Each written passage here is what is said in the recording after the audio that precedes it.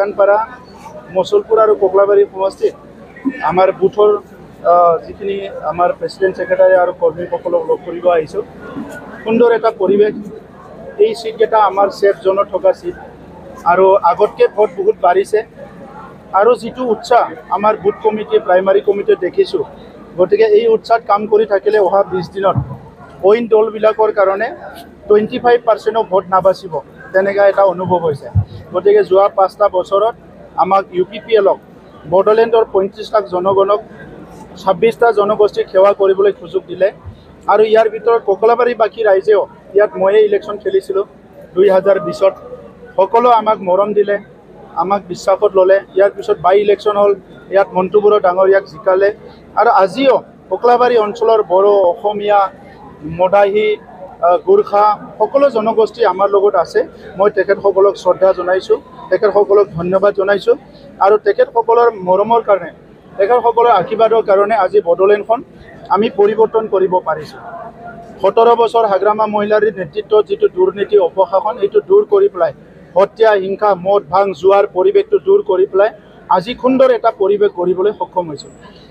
UPPL মডেলৰ ৰাজনীতিত শান্তি, নিৰাপত্তা, সমন্বয় আৰু উন্নয়নৰ কথা আছে আৰু সেই উন্নয়নৰ ক্ষেত্ৰত সকলো জাতি জনগোষ্ঠীক একেলগে লৈ আগুৱাই যোৱাৰ কাৰণে যিটো চিন্তা UPPLে কৰিছে, সেইটো বাস্তৱত ৰূপায়ণ কৰাৰ কাৰণে আমি আগবাঢ়ি আছোঁ আৰু এইখিনি কথা খুব ভালকৈ বুজি পোৱাৰ কাৰণে 40টা সমষ্টিত বিভিন্ন জাতি জনগোষ্ঠীৰ ৰাইজে আজি আমাৰ লগত স্বতঃস্ফূৰ্ত ওলাই আহিছে। কিছুমান মানুহ ইফাল সিফালৰ পৰা আহি কেতিয়াবা ভয় খুৱাবলৈ চেষ্টা কৰিছে, মিছা কথা কৈ পেলাই ৰাজনীতি কেম্পিং কৰিবলৈ চেষ্টা কৰিছে, কিন্তু যিমানে এইবিলাক কথা কৈছে ইমানে ৰাইজে আৰু বেছিকৈ বুজি পাইছে, কাৰণ আমি ইয়াতে জন্ম পাইছোঁ, ইয়াতে ডাঙৰ দীঘল হৈছোঁ আৰু এই অঞ্চলৰ ৰাইজে আমাৰ মনৰ কথা বা তেখেতসকলৰ মনৰ কথাটো আমি খুব ভালকৈ বুজি পাওঁ। ইমিডিয়েটলি ঘোষণা কৰিব, ইয়াত ৰেডি হৈ আছে কেন্দ্ৰ আমাৰ অফিচত, ইয়াৰ কাৰণে প্ৰিপাৰেশ্যন কৰি আছে। এনি টাইম এইটো ঘোষণা হৈ যাব, আজি হৈ যাব পাৰে, এইটো মই খবৰ লওঁ। হাগ্ৰামা মহিলাৰীয়ে 91টো বাদ চলায়, মই অলপ গণতন্ত্ৰত থাকোঁ, গতিকে আজি আমাৰ নেতাবিলাকে, আমাৰ কৰ্মীবিলাকে বা যিবিলাকে নিৰ্বাচন খেলিব, এখেতসকলৰ লগত মই একেলগে যাই আছোঁ। হাগ্ৰামা মহিলাৰে আগে আগে দৌৰি আছে, কিন্তু এখেতসকলক এৰি গৈছে, তো মই এখেতসকলৰ লগত একেলগে যাই আছোঁ। নিৰ্বাচন খেলিম, তেখেতে দেখিবলৈ পাব, খেলিমো জিকিমো চৰকাৰো বনাম।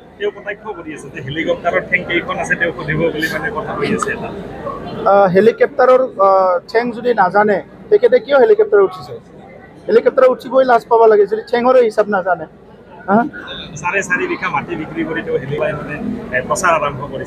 এনেকুৱা এটা বড়োলেণ্ড, যি বড়োলেণ্ডৰ ৰাজাই, যি বড়োলেণ্ডৰ নেতাই 17 বছৰ শাসন কৰি অহা মানুহে আজি তেখেতে কৈছে যে 4 বিঘা মাটি বিক্ৰী কৰি হেলিকপ্টাৰ উৰাইছে। ইয়াতকৈ দুৰ্ভাগ্যজনক কথা কি আছে? যি সময়ত দেশৰ প্ৰধানমন্ত্ৰীয়ে কৈছে এটা বিকশিত দেশ গঢ়িব লাগে, দেশৰ প্ৰধানমন্ত্ৰীয়ে কৈছে যে এটা আমি আত্মনিৰ্ভৰশীল দেশ গঢ়িব লাগে, আৰু তাত কোনোবা এজন ইয়াৰ কাউন্সিলৰ নেতাই কৈছে মই 4 বিঘা মাটি বিক্ৰী কৰি পেলাই ইলেকশ্যন কেম্পিং কৰিছোঁ, 22 কোটি টকা আনিছোঁ, হেলিকপ্টাৰ উৰাইছোঁ। এইবিলাক কেনেধৰণৰ কথা? আপোনালোকে এতিয়া এই কথাটো তেখেতকে বেছিকৈ সোধক, তেখেতে ক'ব পাৰিব। যিখিনি সম্পত্তিৰ পাহাৰ বনাইছে এই কথাটো আৰু দ্বিতীয়বাৰ ক'বলৈ কোনো দৰকাৰ নাই। চাওক, নাম্বাৰটো মই আগতে কোৱা নাই, এতিয়াও নকওঁ, কিন্তু আপোনালোকে দেখিব 22 তাৰিখে আমাৰ ইলেকশ্যন হ'ব আৰু 26 তাৰিখে কাউণ্টিং হ'ব, আৰু 26 তাৰিখে কাউণ্টিং হ'লে দেখিবলৈ পাব UPPLে সংখ্যাগৰিষ্ঠ লৈ চৰকাৰ বনাই। তেখেতৰ কথাটো তেখেতক সোধক। আজিয়ে ঘোষণা হ'ব পাৰে UPPLৰ দ্বিতীয়খন প্ৰাৰ্থীৰ তালিকা। 17 বছৰে BTC শাসন কৰা হাগ্ৰামাই মাটি বিক্ৰী কৰি নিৰ্বাচন খেলিবলগীয়াটো দুৰ্ভাগ্যজনক আখ্যা প্ৰমোদ বড়োৰ। বাক্সা জিলাৰ ককলাবাৰী পৰিষদীয় সমষ্টিৰ অন্তৰ্গত কামাৰদৈচাত আজি এক দলীয় কৰ্মী সভাত উপস্থিত হৈ সৰব হৈ পৰে UPPLৰ মুৰব্বী প্ৰমোদ বড়ো। ৰাইজৰ মৰমৰ আৰু আশীৰ্বাদৰ বাবে বড়োলেণ্ড পৰিৱৰ্তন হৈছে। 17 বছৰে মদ ভাং, হত্যা, হিংসাৰ লগতে দুৰ্নীতি অপশাসনৰ পৰা আঁতৰাই আজি BTCত সুন্দৰ এটা পৰিৱেশ আনিবলৈ সক্ষম হৈছো। হাগ্ৰামা মহিলাৰী 91টা বাদ চলায় আৰু মই গণতন্ত্ৰত থাকোঁ। নিৰ্বাচনী সভাত অংশ লৈ প্ৰমোদ বড়োৱে পুনৰ BTCত UPPL দলে পৰিষদ গঠন কৰিব বুলি দাবী কৰে।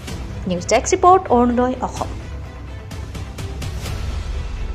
মানুহ আহিবলৈ ভয় কৰিছিলে, বড়োলেণ্ডৰ আহিবলৈ ভয় কৰিছিলে। এতিয়া আমাৰ দিনত 3বাৰকৈ বড়োলেণ্ডৰ ইণ্টাৰনেশ্যনেল ড্ৰামা ফেষ্টিভেল হ'ল, য'ত লেটিন আমেৰিকা, জাৰ্মান, ইংলেণ্ড তেনেকুৱা দেশ, শ্ৰীলংকা, নেপাল, বাংলাদেশ বিভিন্ন দেশবিলাকৰ ড্ৰামা কৰা টিমবিলাক আহি কোকৰাঝাৰৰ ড্ৰামা ফেষ্টিভেলত অংশগ্ৰহণ কৰিছে। আজি খেলা হৈছে ইয়াতে, যি খেলাটোত নেকি ভাৰতৰ প্ৰধানমন্ত্ৰী ডাঙৰীয়াই নিজৰ মন কী বাতত কৈছে যে ইয়াত বড়োলেণ্ড CM কাপটো এনেকুৱা ভালকে হৈছে, এইটো ভাৰতৰ প্ৰধানমন্ত্ৰী প্ৰশংসা কৰিছে। এনেকুৱা আগতে কোৱা নাই। আমি ডুৰাণ্ড কাপ পাতিছোঁ, ডুৰাণ্ড কাপটো ইণ্টাৰনেশ্যনেল হয়। আমাৰ ল'ৰাবিলাকে, আমাৰ প্লেয়াৰবিলাকে আজি কোকৰাঝাৰতে ইণ্টাৰনেশ্যনেল প্লেয়াৰৰ লগত ফুটবল খেলিছে, য'ত প্ৰত্যেক দিনাই হাজাৰ হাজাৰ লোক আহি উপভোগ কৰিছে। আৰু এই কোকৰাঝাৰত চলা ডুৰাণ্ড কাপটো 24টা দেশত ডাইৰেক্ট টিভি চেনেলৰ যোগে মানুহবিলাক চাবলৈ সক্ষম হৈছে। এতিয়া ঘৰে ঘৰে 17 বছৰত তেখেতে চিম হৈ গ'ল। এই 5 বছৰত এছেম্বলিত একবাৰো আহিবলৈ সাহস নকৰিলে UPPLক মোকাবিলা কৰিবৰ কাৰণে। আগ্ৰামা 2020তে চাৰেণ্ডাৰ কৰিছে UPPLৰ লগত। আজি তেখেতৰ একো কৰিব লগা একোৱেই নাই, কৰিব পৰা একোৱেই নাই। 2020 চনতে যেতিয়া আমাৰ চৰকাৰ আহিল তেতিয়াই একেবাৰে চাৰেণ্ডাৰ কৰিলে। সেইকাৰণে এইবাৰ 40টা সমষ্টিত UPPLৰ এনেকুৱা ভাল এটা অৱস্থা আহিছে। বাক্সা জিলাটো মই দেখা নাই, কোনো এটা সমষ্টি কোনে পাব মই দেখা নাই, এনেকুৱা এটা ভাল পৰিৱেশ আহিছে। তামুলপুৰ জিলাত 5টা সমষ্টিৰ 5টাই ভাল। ওদালগুৰি জিলাত আমি আগতে যিমানখিনি পাইছিলোঁ ইয়াতকৈ বেছি পাবলৈ গৈ আছোঁ। চিৰাং জিলাত যোৱাবাৰ এটা পাইছিলোঁ, এইবাৰ আমি 4টা 5টা পাবলৈ গৈ আছোঁ। কোকৰাঝাৰ জিলাতো আমাৰ ৰিজাল্ট বহুত ভাল হ'বলৈ গৈ আছে।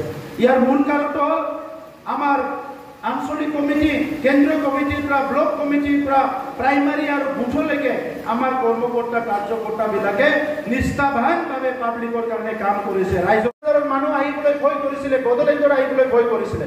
এতিয়া আমাৰ দিনত 3বাৰকে বড়োলেণ্ডৰ ইণ্টাৰনেশ্যনেল ড্ৰামা ফেষ্টিভেল হ'ল, য'ত লেটিন আমেৰিকা, জাৰ্মান, ইংলেণ্ড তেনেকুৱা দেশ, শ্ৰীলংকা, নেপাল, বাংলাদেশ বিভিন্ন দেশবিলাকৰ ড্ৰামা কৰা টিমবিলাক আহি কোকৰাঝাৰৰ ড্ৰামা ফেষ্টিভেলত অংশগ্ৰহণ কৰিছে।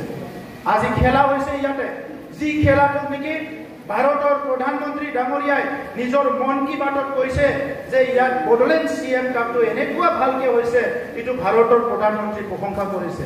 এনেকুৱা আগতে কোৱা নাই। আমি ডুৰাণ্ড কাপ পাতিছোঁ, ডুৰাণ্ড কাপটো ইণ্টাৰনেশ্যনেল হয়। আমাৰ ল'ৰাবিলাকে, আমাৰ প্লেয়াৰবিলাকে আজি কোকৰাঝাৰতে ইণ্টাৰনেশ্যনেল প্লেয়াৰৰ লগত ফুটবল খেলিছে, য'ত প্ৰত্যেক দিনাই হাজাৰ হাজাৰ লোক আহি উপভোগ কৰিছে। আৰু এই কোকৰাঝাৰত চলা ডুৰাণ্ড কাপটো 24টা দেশত ডাইৰেক্ট টিভি চেনেলৰ যোগে মানুহবিলাক চাবলৈ সক্ষম হৈছে।